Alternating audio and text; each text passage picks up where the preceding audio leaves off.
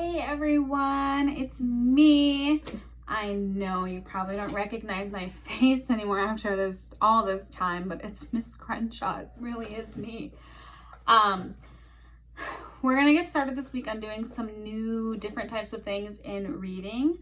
So in some of the conversations I had with some of you guys last week and just some of the work that I've seen from you, we've taken some of that feedback and some of the things that you said you would like to do in reading and things like that.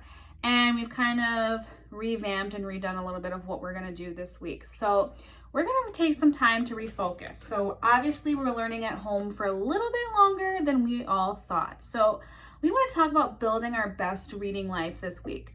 We are going to be getting a lot of our work done at our new temporary school. So we are currently learning how to build stamina at home so we can continue to grow our reading in our temporary school.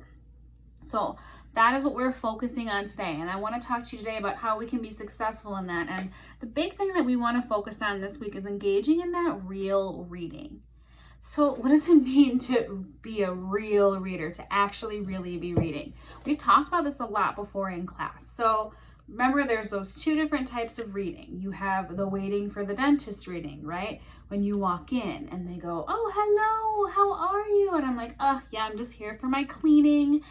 And they say, "Oh, the dentist will be right out." And then you sit down in the chair and you get comfortable and you open your magazine and you just flip through the pages, right? Looking at the pictures, maybe reading a little bit here, but you're not really reading. You're just kind of glancing at it. You're not taking time to really think about what's going on in that book or magazine. You're just trying to kind of pass the time. We don't want to do that at home. And we realize that when we're at home, we're in an entirely different environment than what we're used to for that long period of time that we're reading at school, right? There's so many different distractions that come our way that are going to take us out of that real reading zone and put us in that waiting for the dentist zone.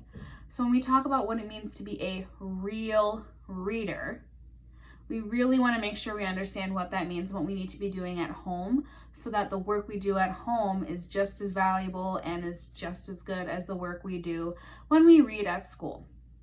So in order to be successful in building that stamina, we have to engage in real reading. So we have to set ourselves up for success. So another thing that we talked about a little bit with some of you was kind of just some of the things at home that make it hard for you to get your work done. So if you think about it at school, there's a lot of things that all of you know work for you at school when it comes to making sure you're getting your reading done and you're doing it well. Some of you prefer to stay at your spots. Some of you need to be away from other people. Some of you are okay by other people, but you need to be laying on the carpet.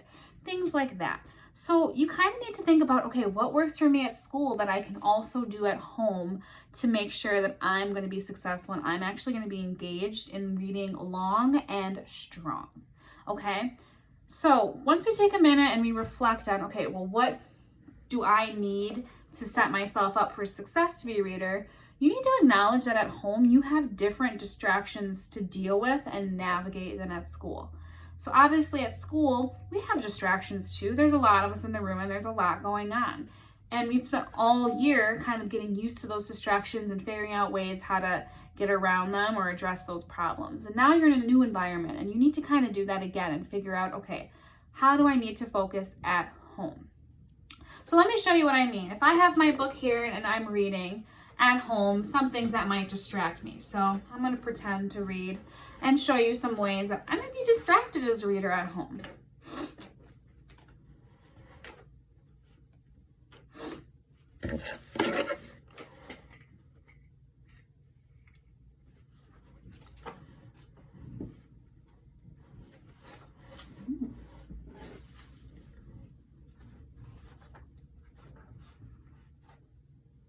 Alexa, what's the weather like today?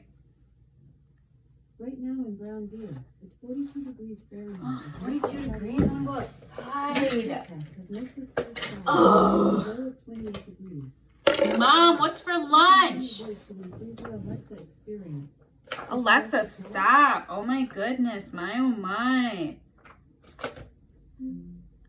All right, so that was a little bit extreme, right? But just kind of showing you some of the things that can get in the way. I saw something in front of me and I'm like, oh, let me goof around with that. Looking out the window to see what's going on outside. Lifting a weight. Maybe you're yelling to your own mother asking what's for lunch. My mom's not here, but I probably would be asking her if she would make me some lunch. That would be nice. But maybe you have a sibling at home or somebody else there that's causing a distraction to you. You need to figure out, what are those issues that are coming up in my day? What are some things that are keeping me from reading long and reading strong? And you need to figure out how you're going to navigate that. Do you need to go to a different spot in your house to read?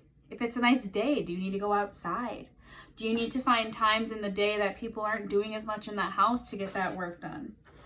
I want you to take some time today as you get ready to read, and I want you to think about what some of those issues are. So in your Google Classroom, you have a form that is exactly like this. So this is a copy in Google Classroom that's just for you, and I want you to think about, what are some stamina builders? What are some things that you know work for you that are going to help you read long and strong? So maybe it's reading on your bed. Maybe it's reading at the kitchen table, so that while mom or dad are making food, or grandma or whoever is home with you can kind of help you stay on track, because I'm not there to kind of call you out and let you know when you're not reading, and I can tell you're not reading, right? What are some things that you know work for you to help you read?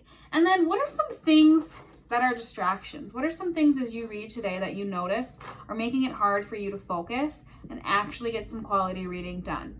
I want you to take some notes of that on here too. Based on this information, you can then use it and kind of make a game plan for yourself on how you're going to get your reading done at home and do it successfully. What are you going to do about those distractions? How are you going to make sure those stamina builders are still in place? Have you noticed any new stamina builders that are going to help you? All of these things are things that you have to think about as we're reading in our new temporary school. So I want you to think about how you're going to engage in your reading today. Your task is going to be to get that long, strong 4th grade 40 minutes of reading, just like we would do in class. And maybe during or after, you're jotting some of your ideas on what's a distraction. What are some things that are making this easy for you, or maybe a little bit difficult for you to get this done at home? I'm thinking maybe 4 on each side would be appropriate. So as you read today, think about, am I really reading and what's helping me do that? Or am I not really reading and what's making it difficult for me to get that done? Once we identify these problems, we can work to find solutions so that we can successfully get our work done in our new temporary school. See you guys later. Bye.